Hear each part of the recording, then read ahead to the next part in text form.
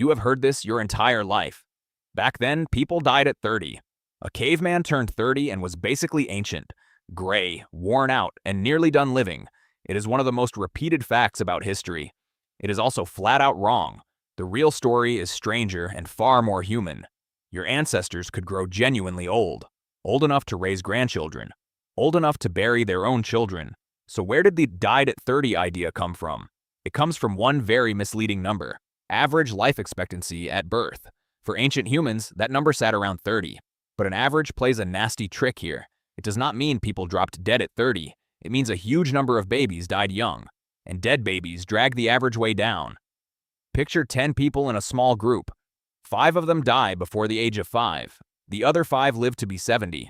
The average age of death is around 37, yet not a single person died at 37. That is almost exactly what the past looked like. Childhood was the real killing field. For a hunter-gatherer baby, the odds were brutal. Infant death was around 30 times more common than today. The first 5 years were a gauntlet. Disease, hunger, and infection took the smallest first. If you were a newborn, danger was everywhere. Many never saw their first birthday at all. But here's the part the myth forgets. Surviving childhood changed everything. If you reached 15, the whole picture flipped. Suddenly, your life expectancy looked almost modern. Scientists studied many living hunter-gatherer groups. They tracked real records of deaths, not guesses, and the results surprised almost everyone. The most common age of adult death was not 30, it was closer to 70. Old age usually landed between 68 and 78. Reaching those years was not rare or freakish. It was normal for anyone who survived to adulthood. Let that sink in for a moment. A Stone Age teenager could expect to grow old. Real, gray-haired, slow-walking old. Their bodies often held up well too. Death rates stayed low and flat until about 40. After that, the risk crept up each year, roughly doubling every 7 to 10 years. The very same slow curve your body follows. So the died at 30 line misses the point. Plenty of ancient humans were truly, deeply old. We just rarely stop to picture them that way. But how could we ever know this? We cannot interview a Stone Age grandmother, so scientists turn to something that lasts: teeth. Teeth wear down in a steady, predictable way. An old adult's molars look nothing like a young one's. Researchers examined hundreds of fossil humans. They sorted each one into young or old enough to be a parent or a grandparent. Then they tracked that ratio across the ages, and the teeth told a remarkable story. For most of human history, old people were rare. Few of our ancestors reached grandparent age. Then, around 30,000 years ago, it shifted. The number of old people suddenly shot up. Survivors to grandparent age more than quadrupled. That is a huge jump in evolutionary time. For the first time, elders were everywhere. And that one change remade our entire species. It quietly set the stage for everything next. But why then? Hold on to that question, because here's where it becomes about you. Living to old age is bizarrely deeply human. Most animals never get a long old age. In the wild, they breed until they die, reproduce, then drop.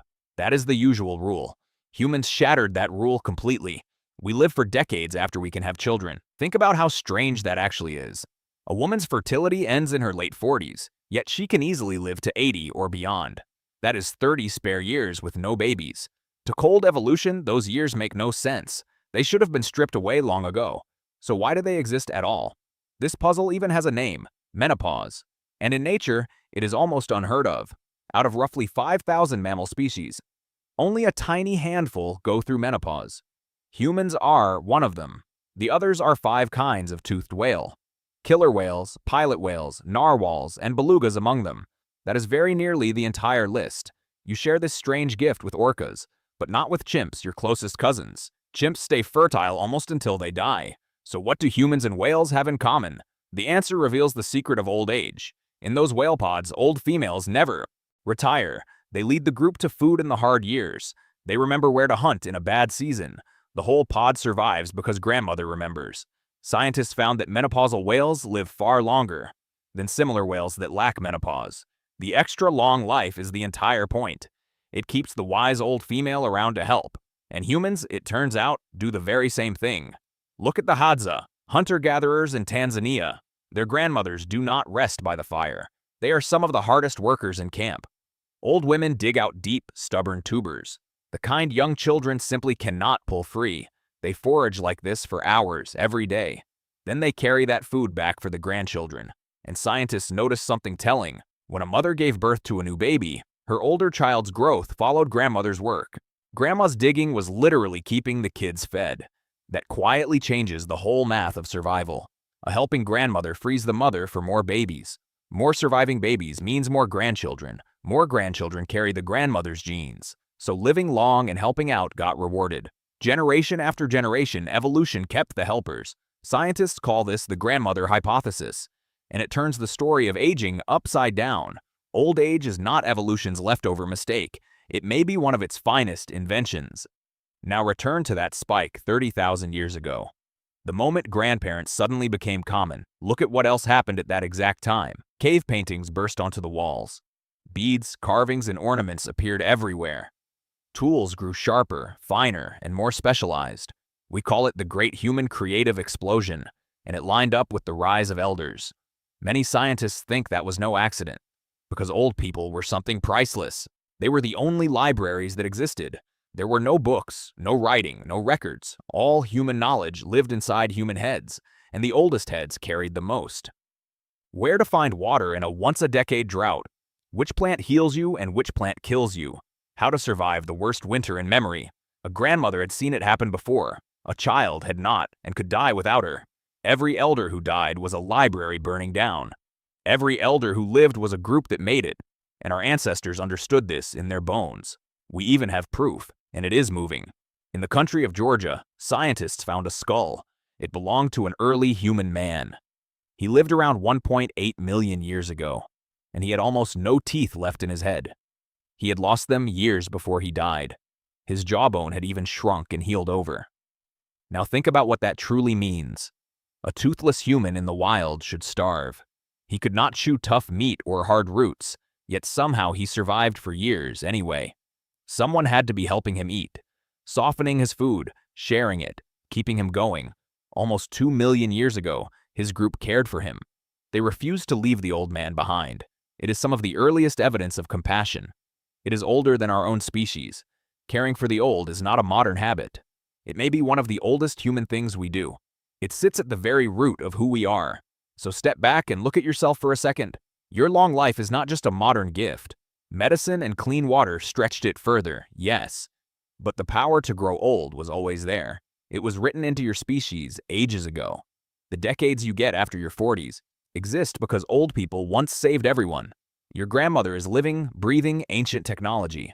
The very word grandmother is a small miracle. Most animals on Earth never needed one. You are here because yours existed. Long ago, an elder remembered the path to water. The children who listened became your ancestors. The ones who did not simply vanished. That is how deeply old age is woven into you. But here's the uncomfortable modern twist. For 2 million years, we kept our elders close. They sat right at the center of the group. We fed them when their teeth fell out. We gathered around them to listen and learn. We are the first humans to change that. We moved them out of sight into separate places. We wrote their knowledge down and slowly forgot them. We began treating old age as a problem to fix, the exact thing that helped make us human. Your ancestors would find that completely baffling. To them, a living elder was pure treasure. Wisdom you could not get in any other way. So maybe the old myth had it backwards. Ancient humans did not all die young. They fought with everything to grow old, and to keep their old ones alive, because the eldest among them held the map to surviving whatever the world brought. You exist because that map was passed down. Gray hair was never the end of the story. It was quietly the whole point of it. So when someone says they all died at 30, now you will know the real truth. They lived, they aged, they remembered, and they made sure that you would too.